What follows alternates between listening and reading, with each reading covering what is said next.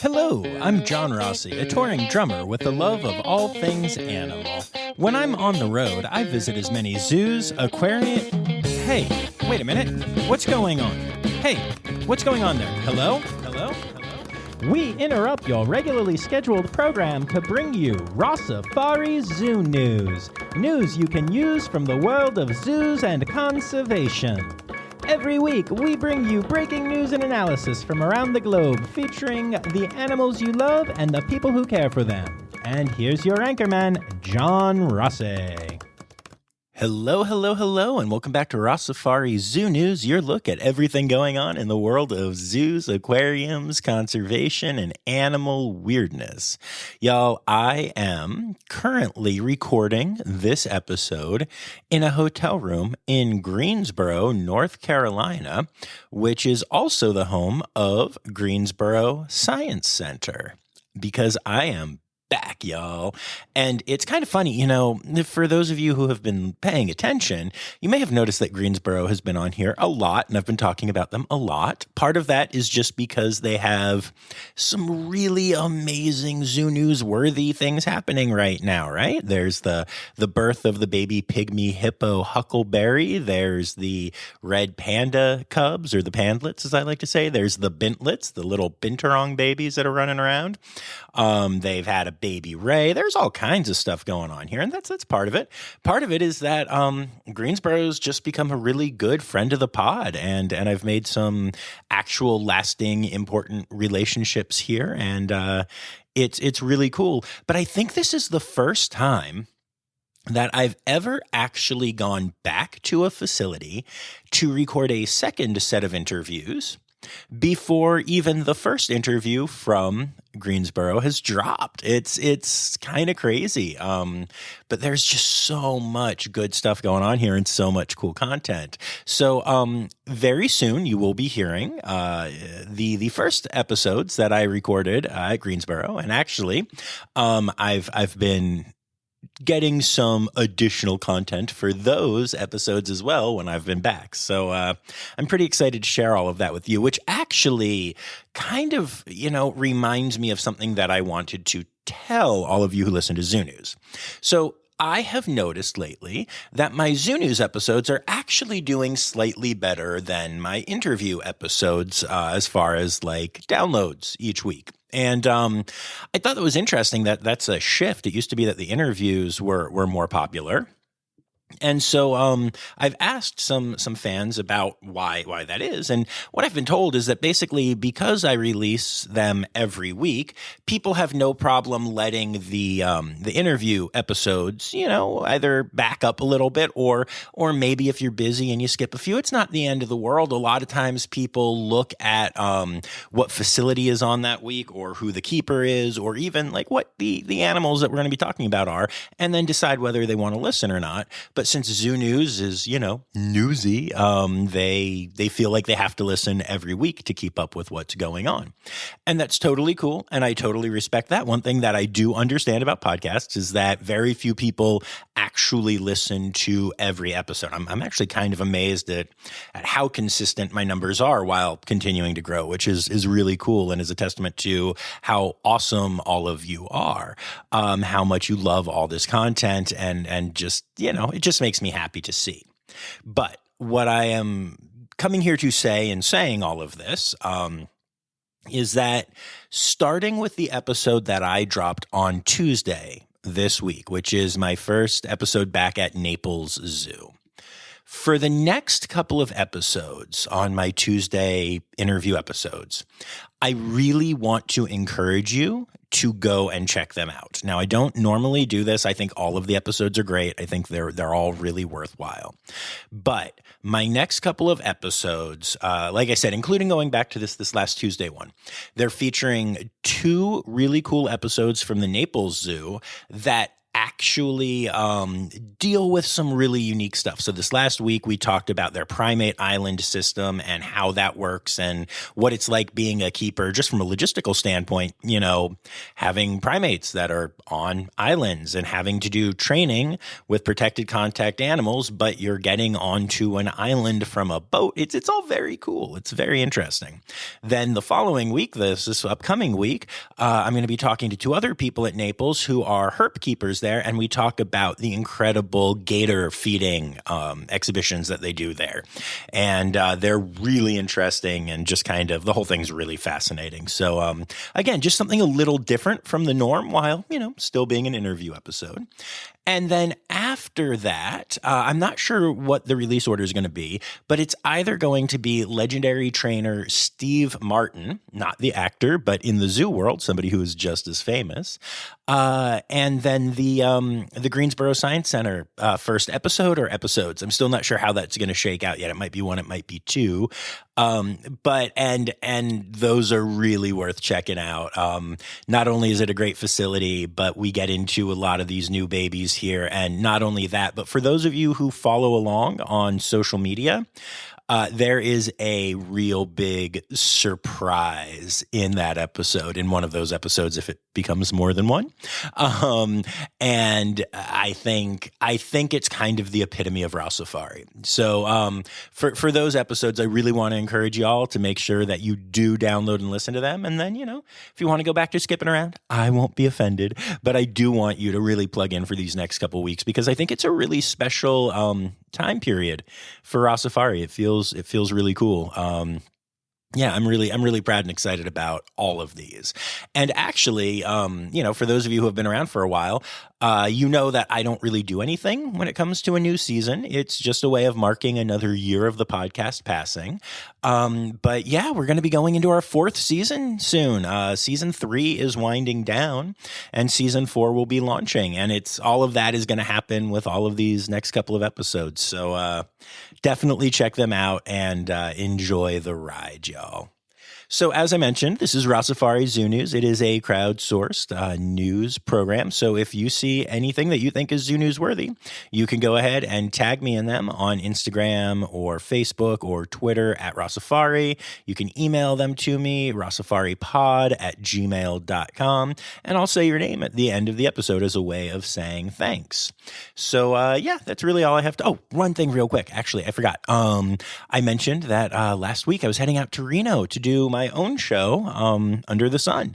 And I just wanted to let y'all know, for those of you who pay attention to that side of my life, things went really well. There were a very large number of people. I think we had over 2,000 people who watched the show. And the reaction was really, really good. We had, oh my gosh, y'all. We had so much drama. I won't get into all of it, but our sound guy ended up having a construction accident and needing surgery and not being able to fly out. And then one of our cast members almost didn't make it. He had all these flight issues, and I think he made it to the venue a half hour before we were called, and he was supposed to be there the day before. And then Taylor, my buddy Taylor, who helps me with a lot of these parody songs and stuff on the podcast, ended up injuring himself during our sound check, and I wasn't even sure if he was going to be able to do the show until like right before the show. So lots of craziness, but the show went well. Enough about me. Let's get to it. Well, it's 1 for the pandas, 2 for the bears, 3 for the monkeys. Now you should care. Now won't you listen to Zoo News? Or you could do anything, but why not listen to Zoo News? Well, it's a All right, y'all. Well, it is officially that time of year. It is panda birth season. And we have a couple of announcements that we're going to start with here. First of all, there is a new baby red panda at the Hogle Zoo in Utah. You can actually see a lot of footage from the den cams if you go to at Hogle Zoo, and it is a really, really cute birth. They actually did a really great announcement where they kind of showed what the entire journey was like as they figured out that their panda female was pregnant, and then through actually having the cubs. So it was a pretty exciting thing to watch. And I highly recommend that you head over there and check that out. But that is not the only panda birth that we have to announce this week. Hazel and Itsuki, two of the red pandas at the Memphis Zoo, have had two cubs. This is Hazel's third time having cubs, but it's the first time with Itsuki. Hazel is an absolutely wonderful mother. So I know Hazel. She's at the Memphis Zoo now, but she went there from Woodland Park Zoo, where I actually had the opportunity to meet her back in the day. And she is just a really caring and attentive mom. She does a really great job. So I'm really excited to see what happens with these cubs. Hopefully, everyone stays healthy. And as a matter of fact, she's such a good mom that they're just letting her raise the cubs on exhibit. Now, what that means right now is that you could go to the Memphis Zoo and go to her exhibit, and you will see her nest box, because pandas tend to not leave the nest box for the first couple of months. You might see mom wandering out occasionally. Odds are you will not see the cubs, but they're in there. They are in there. And you never know. Every once in a while, moms do pull nest box cubs out to move them to a different box or stuff like that. So if you're interested and you happen to be near the Memphis area, then you can go and stand at the exhibit and probably not see the cubs, but at least stand close to the cubs, which sounds weird to most people, but is definitely something that this dorky guy would do. And while that is it for Red Panda birth announcements this week, there are more coming. I know that there are more coming, so it's an exciting time. Let's talk about some other births, though. There's a really exciting story out of the Buffalo Zoo, where they have had 4 lion cubs. 4. So 4 lilets, as I like to call them. This is to Mother Lusaka and Father Tiberius. And they have had cubs before. As a matter of fact, when I first started spending time in Buffalo regularly, there were a couple of cubs there then. Those are Zara and Kari, who are still at the zoo to this day and can be seen there, which has actually been really cool watching them grow up from little lilets into actual lions. It's awesome to see them at the zoo. So the 4 cubs that are at the zoo right now are off exhibit, but eventually will be on exhibit, and the pride will have grown by 4. And again, there will be the opportunity to go and watch these lions turn into real lions. It is believed that it is 2 males and 2 females, but they're not 100% sure yet. And yeah, just a really exciting time at the Buffalo Zoo. And as you all know, this podcast has a real soft spot for the fossa, or fusa, or foosh, as they are called. And in part, I just like them because of the name being so many different names. And so it's really exciting that the Abilene Zoo has announced the birth of 3 fossa pups. Now, playing our little let game, that means that this could be a fosslet, a fooslet, or a fooshlet, which I really like. I think foosh is the best name for this.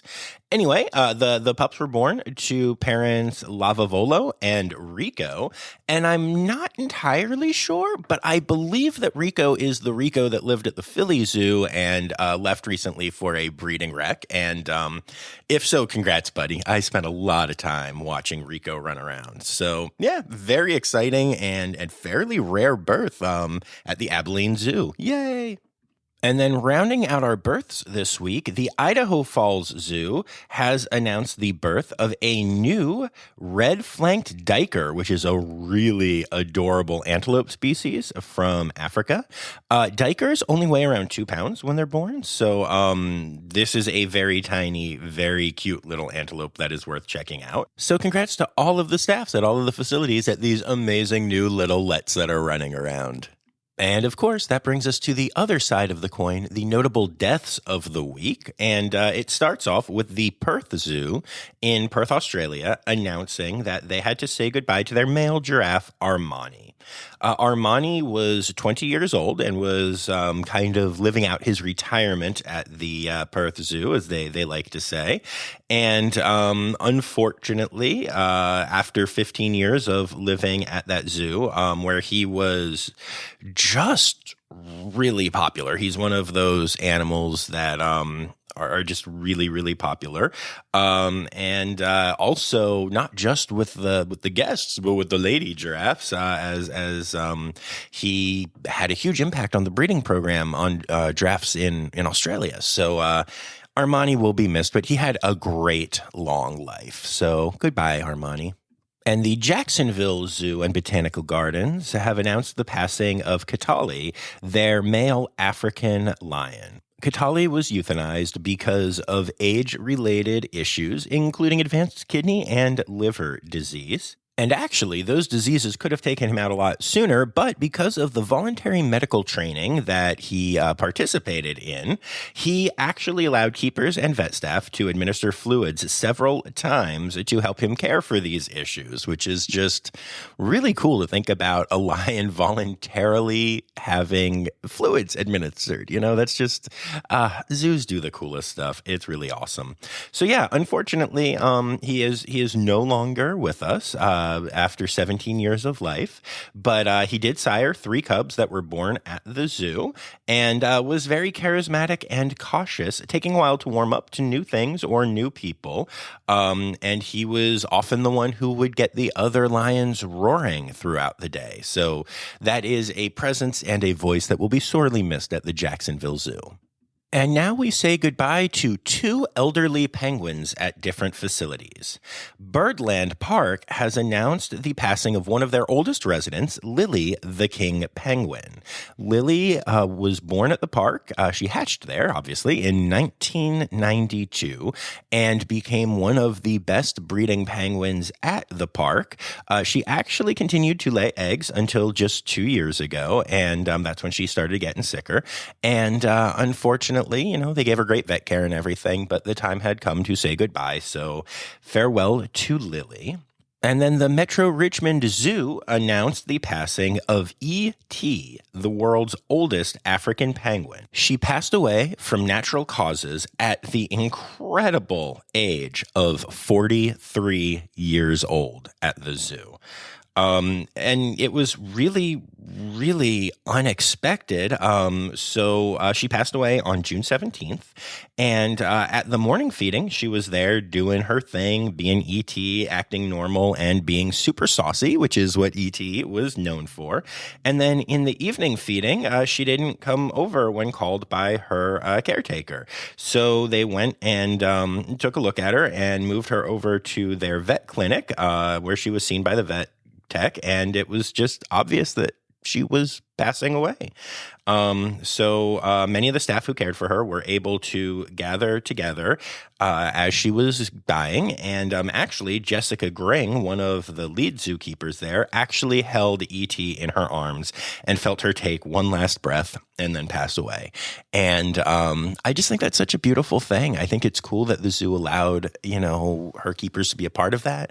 I think it's incredible that she lived such a long life. And it makes me sad, but it's also a really beautiful story. So sending condolences to everyone at Metro Richmond Zoo, but also just all the props in the world for taking care of this old lady and giving her such a great life and showering her with such love. All right, so moving on from births and deaths, the Brandywine Zoo has announced that they have a new exhibit. They are now featuring binturongs at the zoo, which I cannot be more excited about. I'm so excited. Bintang and Zula recently arrived to the zoo from Potter Park Zoo in Michigan. They are brother and sister, and they are less than 1 year old as of right now. So binturongs, as y'all know, are some of my favorite animals, and I really love the Brandywine Zoo and really can't wait to go and check these goobers out. You know, Brandywine is a super small but awesome zoo. And they now have a red panda and 2 binturongs. So I'm just so excited. Also, if you don't remember, they have a relatively new lemur exhibit that I did an interview with their director about right before it opened. That was a great episode. And this is a small but mighty zoo that is growing and really taking huge strides. So very cool to see, and very cool to see that they're doing it with binturongs. So along with being red panda birth season, it's also sea turtle rehabilitation release season in the Northeast. And I say in the Northeast because further south, it can kind of always be that season. But New England Aquarium has announced their first sea turtle release, which was actually 4 rehabilitated Kemp's Ridley sea turtles that were released into the ocean off of Cape Cod. Kemp's Ridleys are a really cool, kind of tiny sea turtle species that I really like. And all of them were taken in to care at the Sea Turtle Hospital for treatment for their hypothermia-related conditions. And in general, over the last 25 years, New England Aquarium has rehabbed and released nearly 5,000 sea turtles. So super proud of the incredible work they are doing for sea turtles at the New England Aquarium. And actually, that's not all they are doing for sea turtles at the New England Aquarium, because they have also decided to partner up with a conservation organization to try and help save leatherback sea turtles. A research scientist named Kara Dodge, who works at the aquarium, has teamed up with Amigos de las Tortugas Marinas, or ATMAR, or ATMAR, maybe, to establish the first ever long-term leatherback satellite tagging project in Puerto Rico. The team is hoping to use the data that they get from these tags to support conservation efforts for the species. So just another cool little step that the New England Aquarium is taking to help save sea turtles in the wild. On a previous episode of Rossifari Zoo News, I mentioned that Maine State Aquarium would be opening up this summer again after having closed its door because of COVID issues. Well, unfortunately, the official reopening of Maine State Aquarium has been pushed back to 2024 due to COVID supply chain and workforce issues combined with needed system repairs and updates to stuff at the aquarium.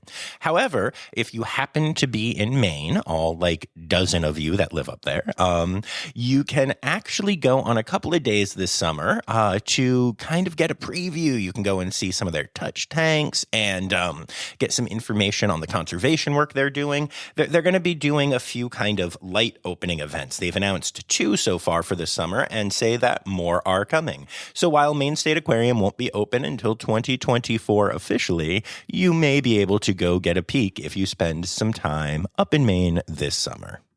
Panzu, a 7-year-old red panda that lives at the Gdańsk Zoo in Poland, recently escaped his enclosure.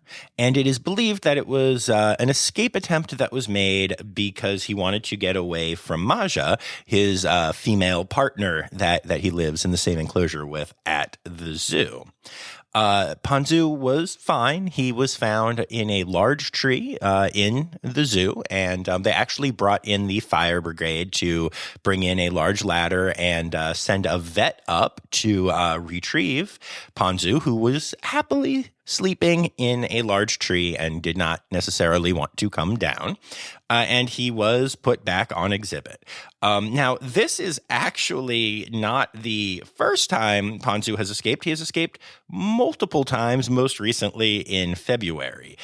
So I would just like to encourage the zoo to maybe make some modifications so that your panda stops escaping, and B, maybe look into this whole pairing thing and see if you can't separate them because, quality of life is important. But yeah, for now, Panzu has escaped yet again, but is back on exhibit. And just a friendly reminder to those who are newer to the podcast, red pandas are incredible escape artists. They are actually one of the species that tends to escape the most, and they often do it in ways that absolutely baffle staff, even at the absolute best zoos. And I don't know anything about the Gdańsk Zoo. I'm not saying anything bad. I'm not up on my Polish zoos. But But even at the best zoos in the United States, red pandas escape at a ridiculous rate. It's really rare, but considering that most animals never make it out of their exhibits, it's pretty impressive. They're pretty cool. Don't know if you know this, but I kind of like red pandas. The Akron Zoo has announced that they have a new mural that you can see there. It was designed and painted by a local Akron artist, Mac Love, and it is a mural of a dragonfly, which is both an important pollinator and a symbol of life, change, and new beginnings. It is really, really beautiful, and it's in the main fountain in their zoo gardens there, so you can go and check that out. Also, you can go see some, animals, because the Akron Zoo rocks. Now, I want to pause here to give some props to my hometown zoo, the Philadelphia Zoo. They recently put out a Pride Month post, and I thought it was really cool and really deep. They actually decided to stand up for the fact that they stated that there is a need to have more LGBTQIA plus representation in the fields of biology, zoology, and animal science, and say that they want to be a resource and example for the next generation of conservationists. They then had multiple staff members from the LGBTQIA plus community speak about what it's like being a member of the zoo staff and being in that community. And I thought it was just a really beautiful way to show, so many zoos have put up Pride posts and they're just, hey, we're celebrating Pride or Happy Pride or, having events, and all of those things are cool. But actually showing photos of these staff members and telling their stories is a really impactful, really beautiful thing. And I thought it was really cool. And I have to say, I don't know if the Philly Zoo was monitoring and deleting negative comments. And if they were, by the way, that's awesome. Protect your people. I'm here for that. Or if maybe by making it so personal, it was able to stop some of the haters, or maybe just people in Philly are better at this than some of the other zoos that have gotten so much hate on their posts. And when I say the people in Philly, I don't mean the people at the zoo, because people are awesome at all the zoos, but I mean the citizens who go and follow the Philly Zoo. But when I last checked before recording this, all of the comments were positive. There wasn't any hatred or bigotry, and it was really cool to see that. So I think by putting names and faces to the post, they not only created a more impactful post, but also hopefully mitigated some of the circumstances that lead people to just be jackals on those posts. So awesome work by the Philadelphia Zoo. And actually, while we're talking about the Philadelphia Zoo, it's worth mentioning that at their Monkey Junction exhibit, there are 2 new red-tailed monkeys that are living there. Not a super common species to see at zoos. And it's actually the first time that they've had the species at the zoo since 1928. It's really fun when you have a really old zoo and you can say stuff like that. So great job to the Philly Zoo all around. A new bill has been proposed in the Pennsylvania House that would eliminate all animal encounters, including giraffe feedings, from all non-AZA accredited facilities. In general, I am a big fan of limiting the ability of non-accredited facilities to have animal encounters. I think that is a fairly good idea in general. However, this is kind of problematic in that it leaves out ZAA facilities. And in part, that's a problem because there's a great ZAA place called Lake Tobias Wildlife Park, which is kind of north of Harrisburg, that does things like giraffe feedings and such. And they're like I said, they're ZAA accredited, and they do really good work. I've been going there for forever, really. I've fed giraffes there, and I've gotten to pet the back of snakes and baby alligators, like just standard the basic encounter things there. And it's a good facility. They've got some really great stuff, and I very much support both AZA and ZAA accreditation. And so I think this is a bill that needs some some tweaking. Lake Tobias actually put out a rather lengthy statement about this. And they basically said that this, is a problem for them and also for conservation, because the bill states that basically it's actually kind of the way it's written is a little weird, but basically, if you're not an AZA facility, according to this bill, then you are just a menagerie. And a menagerie literally exists, again, according to the thing that is written, in this bill here, to lie to you about contributing to conservation efforts, and that they really do not, and that interacting with wildlife does not benefit the conservation of wildlife. This is false. There are many studies that have been done that do show that direct contact with wildlife, especially those threatened in the wild, have increased the awareness of their endangered status and increased the contribution to conservation efforts. And as you know, the AZA itself does support engagement in conservation efforts. And Lake Tobias specifically points out that even though, according to the authors of this bill, they are just a menagerie that lies about conservation, just in their special World Giraffe Day events alone, which, by the way, do offer contact with giraffes, feeding and such, they have contributed $15,000 over the past 2 years directly to our friends at the Giraffe Conservation Foundation. They also raised $10,000 at their Wildlife Conservation Day event this year alone. So, this is absolutely an organization that is doing good work, that is doing conservation work. And, I don't think that it's a great idea to have what they're able to do limited. They're an accredited facility, not by the AZA, but the ZAA is a wonderful organization.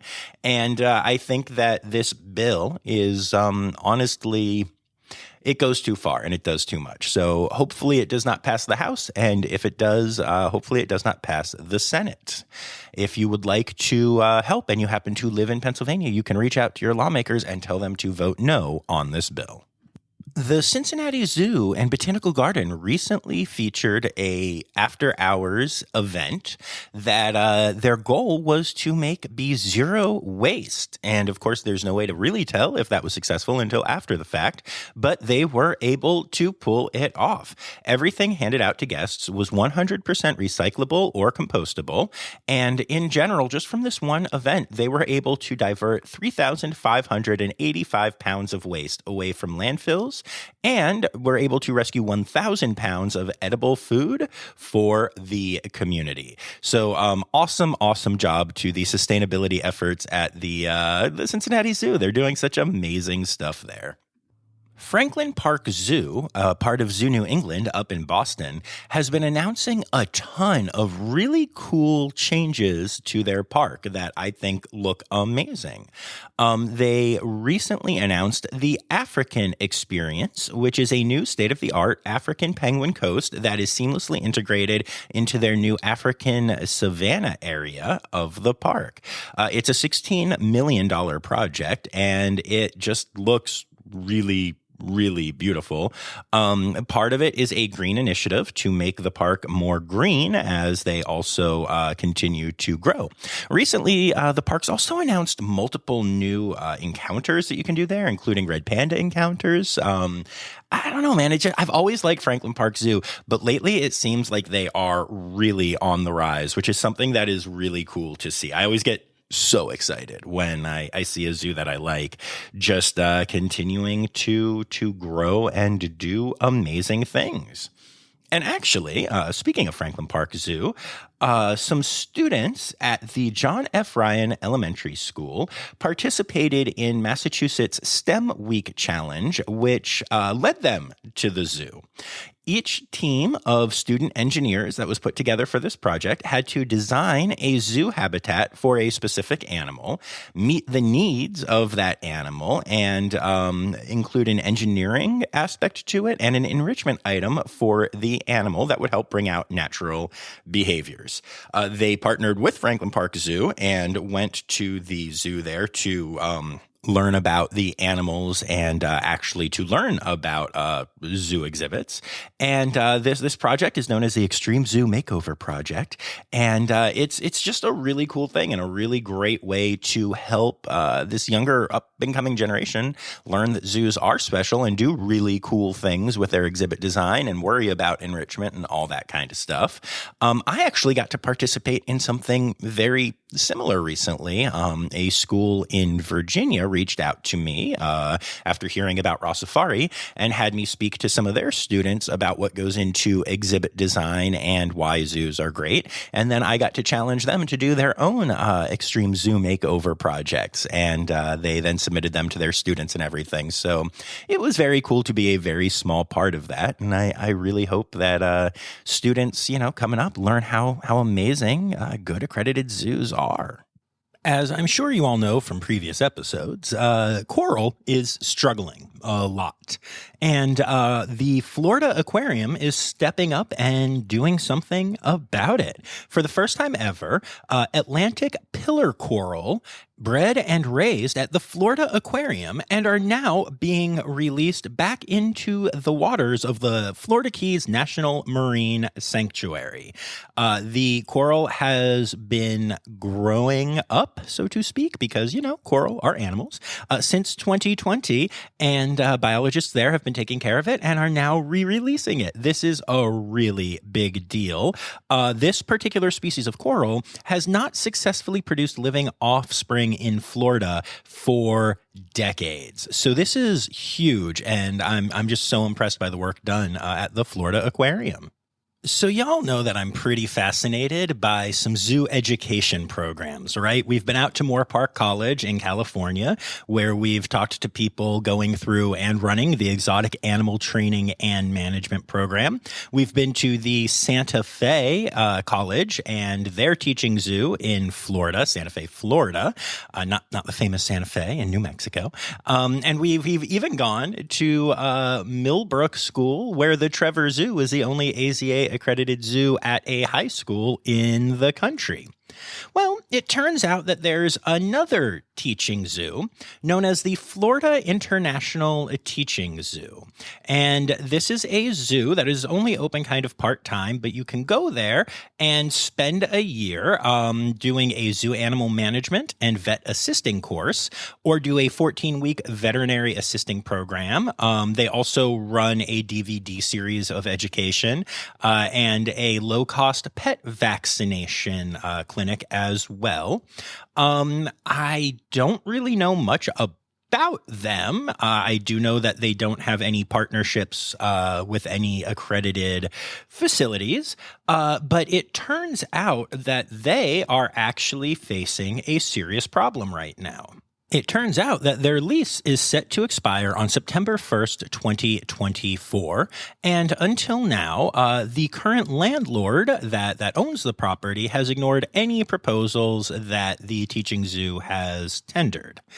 It's definitely an interesting situation. They are looking to relocate right now, and they have 16 months to do it. Apparently, from what I can see about this, it seems like this is largely run by one person.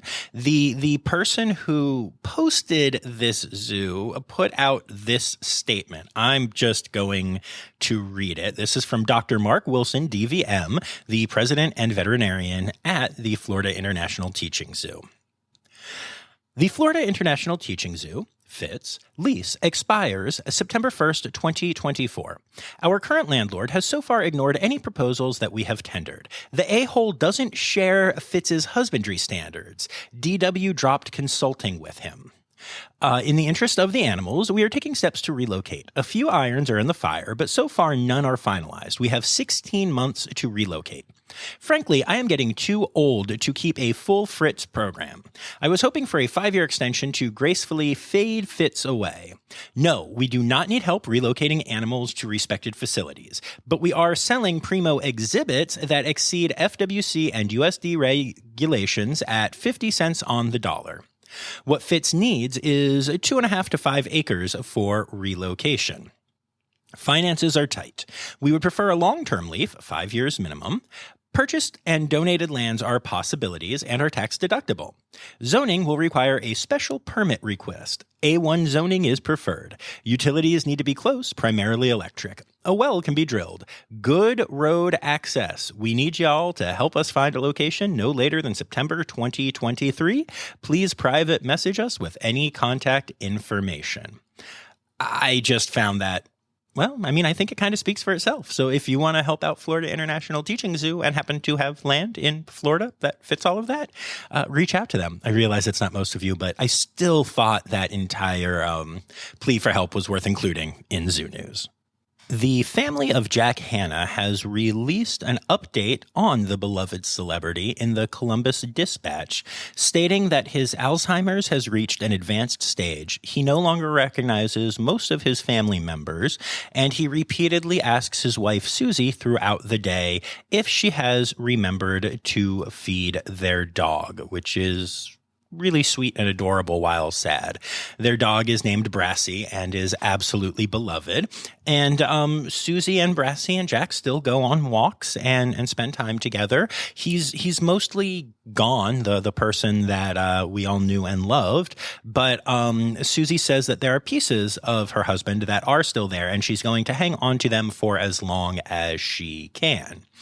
There was a little bit of backlash to this article coming out as it was announced that Jack never wanted people to know about his disease and what he's going through. But the family ultimately believes that by speaking publicly about this, they're able to have a positive impact on other people who are going through a similar thing. And that, Jack Hanna spent his entire life helping people and animals, and that if he understood the impact that it could have, that he would want that to happen. I'm personally glad that they are updating people because, I feel like they, this is why the internet annoys the crap out of me sometimes, even though I love it and you're all listening to this because of it. But, to have an opinion on what a beloved family chooses to do just because of a public comment that was made once or something, I don't know. It just doesn't seem right to me. Nobody knows Jack Hanna like his family does, and if they want to release this information and try to do good with it, then that's their right, and I just don't have a problem with it. It's sad to see this happening to such a beloved figure, but it does happen. It happens, diseases don't really care what you've done for the world. So I'm glad that this is out there, and you can read more by checking out the Columbus Dispatch. And I wanted to end Zoo News with a couple of stories that are just really quick and sweet, but positive, and I like it. So the SSA Group is a group of vendors that have been taking over a lot of the concessions and gift shop merch at a variety of zoos and aquariums. I know they also were the main sponsor of the AZA conference last year, so they're really moving into this industry in a very heavy way. The Columbus Zoo recently switched to SSA, and I know I was concerned and actually asked the Columbus Zoo directly because they have so much unique merch there if they would start to homogenize more. And they said they would not, and I was recently at the zoo, and I did see a lot of very unique merch. And I will also tell you that the food there was the best I've ever had there, so I'll take it. And it turns out that the SSA Group is doing more than just, trying to come into zoos, but they're trying to do really cool stuff. One of the biggest companies that releases plushes of animals and that you can purchase at zoos is Aurora. And recently, the SSA Group collaborated with Aurora to ensure that their new Mini Flopsy plush collection is more sustainable. The new line has had all plastic pellets removed from the production process, which is really cool, and the company has committed to making more sustainable changes to their product lines, including using recycled plastics. The total amount of plastic removed from the initial delivery of plush to the various zoos that will be getting them will be around 12,600 pounds of plastic. It's really cool. It's really exciting. And this is going to be a custom line that is only available at SSA zoos. So very cool, very exciting. And there are going to be, some more sustainable friends that you can purchase at your zoo gift shops. I'm sure I won't get any of those. The area around Jenks, Oklahoma, was hit by some seriously heavy storming recently, and much of the area lost power. The Oklahoma Aquarium has plenty of generators and was absolutely fine and didn't really have any issues with the process, but they decided that they wanted to be a really good part of their community. And as such, they opened up Charge and Chill at the Oklahoma Aquarium, where you could bring your device and recharge at no cost in the Great Hall. Now, if you wanted to, go and explore the aquarium, you did still have to pay an admission fee, but you could go and hang out as long as the aquarium was open in the Great Hall and charge your devices, and that's really important during those times. So I just think that's really cool. That's just showing how much the Oklahoma Aquarium is really a part of their community. And last but not least, Ron McGill, who was our season 2 first episode guest, mentioned on his own Instagram, this wasn't like through the zoo or anything, that he was able to help a person meet a sloth through the Make-A-Wish Foundation. It was a family from Tennessee, and unfortunately, one of the sisters in the family is facing a life-threatening challenge, and she was able to go and meet a sloth, which was her lifelong dream. I just share this story because honestly, it's not really newsworthy. And I say that not to take anything away from Ron or Zoo Miami, who always do amazing work, but to point out that this is actually the kind of thing that zoos do behind the scenes all the time. And it wasn't a big publicity push, and it wasn't, some crazy try to get attention thing. They were just trying to make the life of one person a little bit better. And I think that's a really beautiful thing. The anti-captivity crowd drives me crazy. We all know this. But I wish that those people would listen to this podcast and see stories like that and understand who the humans are in this world, because you can't really turn heroes into villains once you get to know them. Oh, animal, holidays. Animal holidays. Hey! All right, y'all. So we're skipping ahead. I had a few conservation and other news things this week, but we're already 46 minutes into this episode, and I am literally finishing recording this in the boardroom of the Greensboro Science Center. They let me have the room for a bit today. I actually just did an interview here that I'm so excited to share with you all. But yeah, they let me do an interview, not like of the Science Center people, but I was able to set something up digitally while I was down here. And so they let me do that, and they're letting me record, but I don't want to abuse the situation. So since we're so far into this one, I'm going to cut ahead to animal holidays and get us out of here at a reasonable time. So let's see. When this drops, it is going to be Friday, June 30th. And June is Zoo and Aquarium Month, World Oceans Month, and Orca Month. And there's nothing specific on the 30th. But then we get into July, which is Parks and Recreation Month. Not the TV show, although it's a great TV show. Plastic-Free July, which is a really great goal to aim for. National Bison Month, and Wild About Wildlife Month. And when we get to our individual weeks and days, on the 1st, we launch Dragonfly Week. And then the 1st and 2nd are World Firefly Weekend. Who knew they got a weekend? And then for individual days, the 1st is International Polychaete Day. The 2nd is World Porcupine Day. And the 3rd is World Meerkat Day. And those are your animal holidays for the week.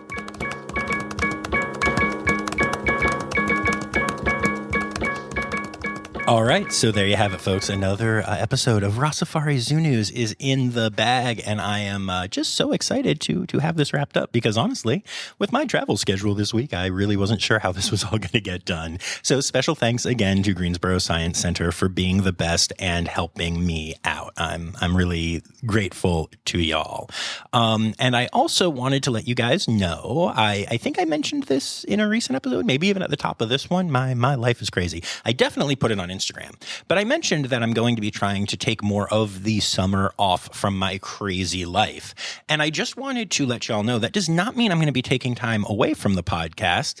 As a matter of fact, I'm hoping to put far more of my focus on the podcast.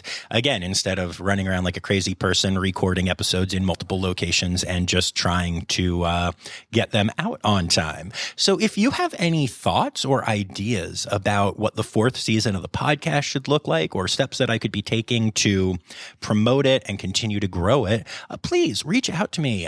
Social media is at Rossifari and at Rossifari Pod on TikTok, Gmail, rossifaripod@gmail.com. I'm accessible. I like talking about things. You probably figured out that I like talking because I never stop on this podcast.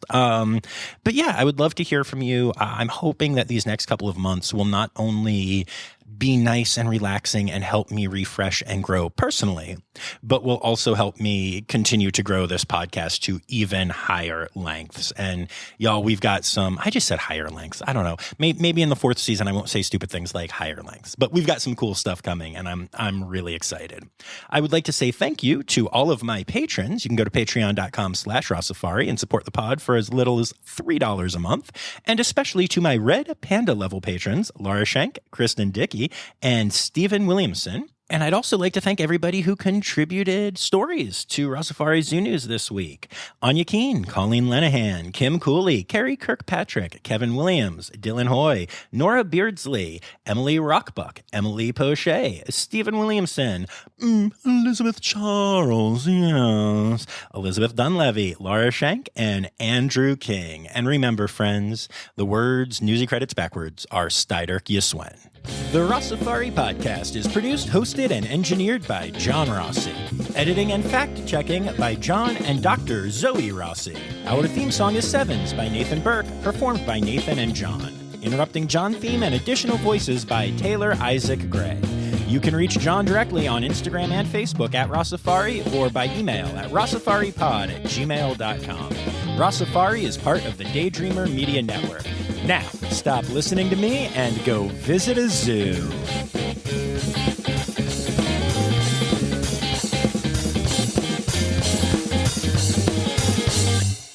He did actually have some really great training that allowed him to administer fluids. No, he didn't administer the fluids. It's good, John. Yeah.